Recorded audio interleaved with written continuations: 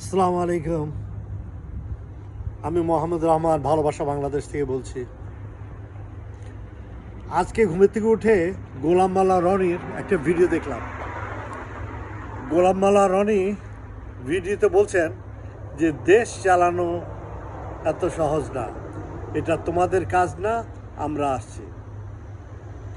গোলাম মাওলা রনিকে আমি বলতে চাই, রাজার বানরের কিচ্ছা শুনেছেন? রাজার বানরের কিচ্ছা। রাজা বানরকে একটু প্রশ্রয় দিয়েছিল,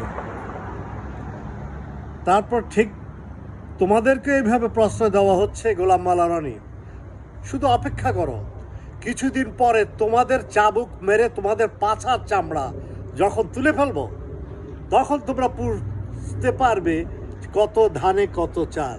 হ্যাঁ, দেশ চালানো তোমার শালা নিমু খারাপ, আজকে এটা কালকে ওইটা পরশু এটা, মুনাফেক।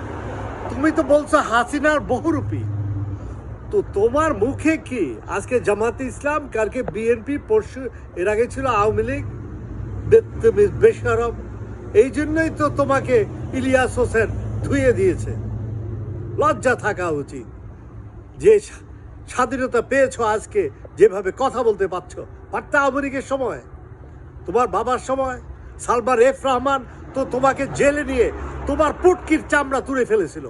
তুমি ভুলে গেছো সেই দিন সালমান এফ রহমান তোমাকে কি করেছে? এখন আবার জয় গান গাচ্ছ। আমরাও বান্দরের চাবুক আমাদের কাছে রেডি, আমরাও আসতেছি।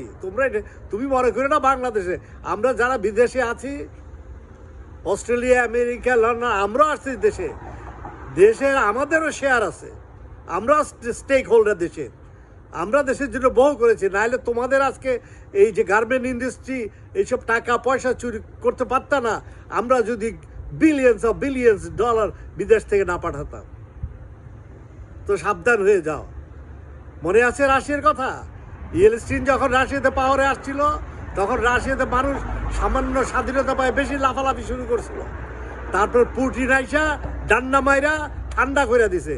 মনে রাখো, আমাদের মধ্যে বহু লোক আছে ডান্ডা মাইরা তোমাদেরকে ঠান্ডা করে দিব। আল্লাহ হাফিজ। বাংলাদেশ জিন্দাবাদ।